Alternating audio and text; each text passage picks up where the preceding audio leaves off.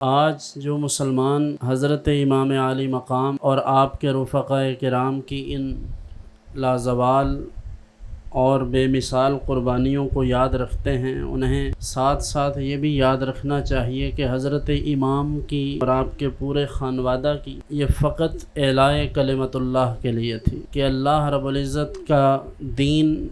اللہ کا پیغام، اللہ کا حکم بلند ہو جائے، رسول رحمت صلی اللہ علیہ وآلہ وسلم کی شریعت اور آپ کا طریقہ غالب آ جائے۔ صرف اس نیت سے حضرت امام عالی مقام نے اس پلید کے ہاتھ پر بیعت نہیں کی تھی، وگرنہ حکومت، سیاست، عہدہ اور عمارت یہ تو ان کے قدموں کی خاک ہے، اس لیے انہیں کسی چیز کی طلب نہ تھی۔ اور جاہل ہے وہ شخص جو یہ کہے کہ وہ عمارت کے لیے، عمارت سے مراد امیر بننے کے لیے یا کسی قسم کا عہدے کا ان کے دل میں کوئی خیال تک بھی تھا، یہ کیسے ممکن ہے کہ جنہیں بچپن میں ہی سید عالم صلی اللہ علیہ وآلہ وسلم نے یہ فرما دیا ہو کہ سیدہ شباب اہل الجنہ، کہ یہ جنتی نوجوانوں کے سردار ہیں، تو جنہیں دو جہان کی سرداری خود رسول اکرم صلی اللہ علیہ وآلہ وسلم نے عطا فرمائی، انہیں دنیاوی معاملات کے لیے کسی قسم کی عمارت، کسی قسم کے کسی عہدے اور کسی قسم کی شہرت کی ضرورت نہیں تھی۔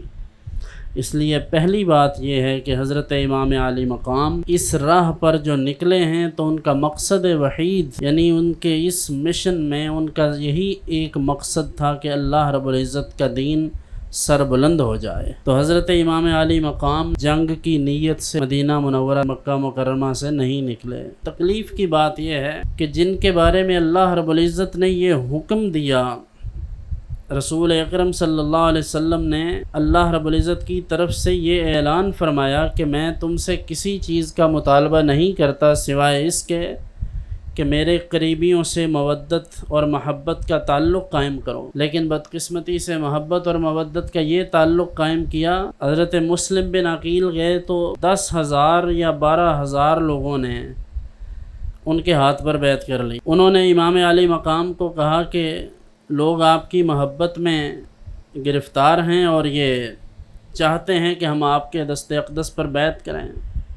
تو آپ تشریف لے آئیں۔ اور وہی مسلم بن عقیل ابھی وہاں موجود ہیں، تو جس وقت حکمرانوں کی طرف سے پوچھا جاتا ہے تو وہی 4,000 یا 5,000، کم از کم 4,000 تو لکھے ہیں، تو ان 4,000 مبایعین میں سے، یعنی جنہوں نے بیعت کر لی تھی، ان میں سے ایک شخص بھی آگے ہو کر ان کے بارے میں یہ نہیں کہتا کہ میرا ان سے کوئی تعلق ہے۔ تو آپ اندازہ کریں بے وفائی کا یہ حال ہے کہ رسول اکرم صلی اللہ علیہ وآلہ وسلم نے جنہیں اپنے کندھوں پر کھلایا، جن کے سبب حضور کی نماز لمبی ہو گئی، حضور کے سجدے لمبے ہو گئے،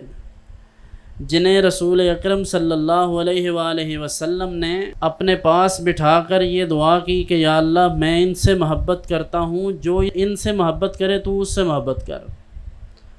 جن کے بارے میں یہ ارشاد فرمایا کہ جو ان سے دشمنی کرے وہ میرا دشمن ہے۔ آج یہ حالت کہ حضرت امام جب وہاں تشریف لائے تو آپ کے سامنے وہی لوگ کھڑے تھے جنہوں نے آپ کو خط لکھ کر یہ کہا تھا کہ اے امام آپ جلدی آ جائیں، ہم آپ کے ہاتھ پر بیعت کرنا چاہتے ہیں۔ حالانکہ امام تو لڑنے کے لیے نہیں نکلے تھے، ان کا تو یہی دعویٰ تھا کہ جو شخص اللہ کی حدوں کو پامال کرنے والا ہے، جو اللہ کی حدوں کو توڑنے والا ہے، میں اس کے ہاتھ پر بیعت نہیں کروں گا۔